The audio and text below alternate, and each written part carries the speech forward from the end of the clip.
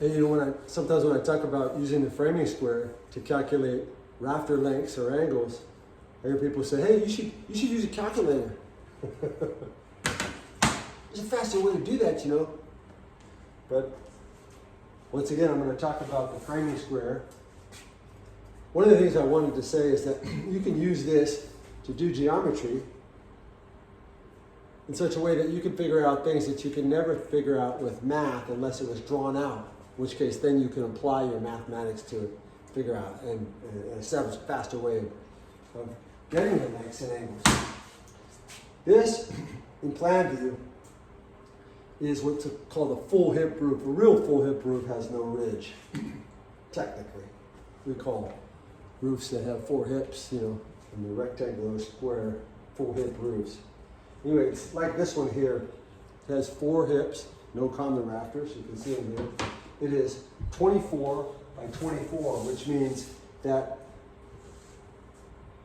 a standard hip, one that emanates from a 90-degree corner at 45 degrees, will be in 16.97 inches in plan view. So that means it runs 16.97 inches for every, whatever the rise call out is. So if it's a 9/12 pitch, common rafter will be 12 inches on the level, 9 inches on the run, because all pitches are common rafter pitches. They're called, and all common rafters emanate from the plate lines at 90 degrees. These are 2 important qualities of a common rafter. Standard hips runs at 16.97, so 9 inches on the rise, 12 inches on the run for a common rafter, 16.97, almost 17 inches for a standard hip rafter.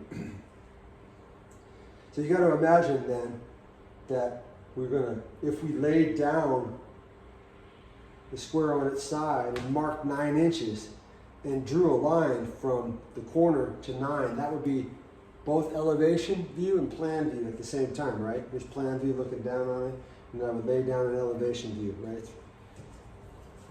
That's a really great technique to figure out things about your roof, if you can overlay them, especially when you're using the center line. So here's what I'm going to do now, is what I propose. I propose using what we do know to find out something that we don't.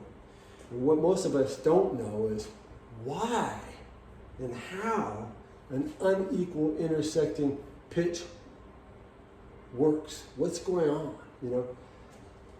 Someone has insight when they shut their eyes. Oh, I see.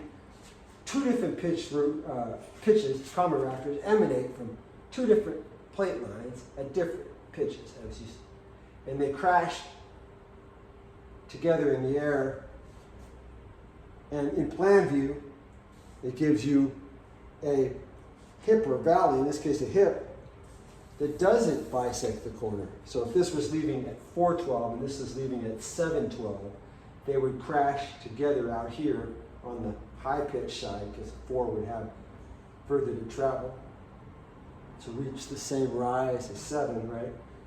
And then in plan view, you look down and that would be the hip in plan view. So we're going to use what we do know, figure out what we don't know. So what we're going to do is then use these 2 hips to figure 2 different pitches. This is going to be a 6/12 pitch on this side, 16.97 hip travel. Mark out 6 inches, and then take a pen and draw a line, pencil and draw a line, kind of run it wild on through that mark.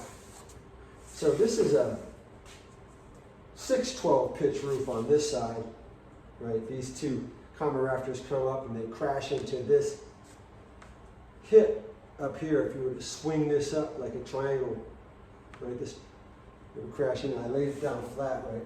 And the other side is going to be a 9/12 pitch. 16.97 travel of the hip, 9 inches of rise. And now I'm going to connect the dots here to the 9, draw a line. And here you can see that's where the 2 hips, standard hips, run together in midair. This would be a triangle, like I said, that if you stood it up, the peak of that would be here, right? What we want to do is then, this, if you stood it up, it looks to me like they're reading at 7 1/4 inches. If you were to stand it up here, 7 1/4 inches, back down to the corner would be plan view of the unequal intersecting pitched hip. So let's connect dots. Square it down, made a mark, connect dots, and that is the angle of the bastard hip in plan view for a 6/12 to an intersecting a 9/12 pitch roof. Now that we have it, what can we do with it? It's good to know. We can figure out the angle of it with our protractor or whatever. But you can also, if you wanted to use the square to step off the bastard hip, we can draw out a miter rule. And the way a miter rule works is you can see if I were to lay 12 inches along the side from the corner out, you'd see that one side would be 12 and the other side would be 8 1/8 or something. That's what we want to do. We want the shallow pitch side to be 12 inches. Here I have 12 inches. I'm going to draw a line with the pencil for accuracy's sake and make a mark here. And then just measure it with the framing square. And it is going to be, looks to be almost exactly 14 1/2 inches. So that bastard hip travels 14 1/2 inches on the level for every 12 inches that the common rafter runs on the level of the shallow side, on the shallow side. So how does that avail us? And I'll tell you what, the shallow side is a 6/12, right? So like I said, you'd set your gauge to 14 1/2 inches on the level, 6 on the rise, and the line between them would be the rafter length if you had a 12-inch run, right? So let's do it again. Let's lay it down on its side, make a mark. We can measure the rafter length, divide it by 12 to put it in inches, and multiply it by the run without using our framing square. That would be considered the secant. Why divide it by 12? Well, there's 12 inches in a foot. We want to always put it in inches.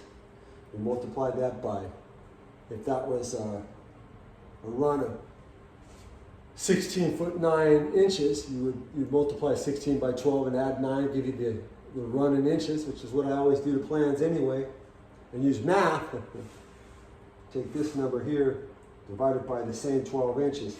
So essentially, you divide the common rafter into 12, you run it up to this hypotenuse here, this line here, turn at a 90 degrees again to it, because it's always at a 90 degrees. This one here is at a 90 degrees, common rafter. This one here is 90 degrees to the hip rafter, right? When you transfer it up, it becomes elongated. It'd be 12 increments, they're all elongated, they're the secant. But if I don't want to do it that way, all I do is go 6 on the tongue, 14 1/2 on the body, and step it off the same number of increments that the common rafter steps. So let's say the common rafter run was 4 foot, it's a little one, let's say it's 4 foot 4 inches. Then we would step it 4 full steps. We would step the hip rafter 4 full steps, and then we'd have to figure out what 4 inches translates to. And the way we would do that would be take this is a miter rule, by the way, make a mark at 4 inches, square it over to our hypotenuse, measure it, and it's elongated. It turns out to be 4 13/16. So with the gauge set to 6 inches on the tongue, 14 1/2 on the body, you step the rafter, the hip rafter off, bastard hip rafter off, 4 full steps, and 4 7/8 of an inch. So you make 4 marks on your hip rafter. This would be the pitch of it, right? The last mark, you slide it forward till 4 7/8 hits the mark. Draw a line, and then you have to do a setback to figure out what your bevel is. What is your side cut angle? The answer is it's right here. This is your side cut angle right here. Right? This is your opposite side cut angle. Right? These 2 angles, these 3 angles equal 180 minus 90. These 2 equal 90. Right? So whatever this angle is, it's going to be the right-handed side cut where it runs into the ridge. This one here, left-handed side cut where it runs into the common rafter or however it is you stack.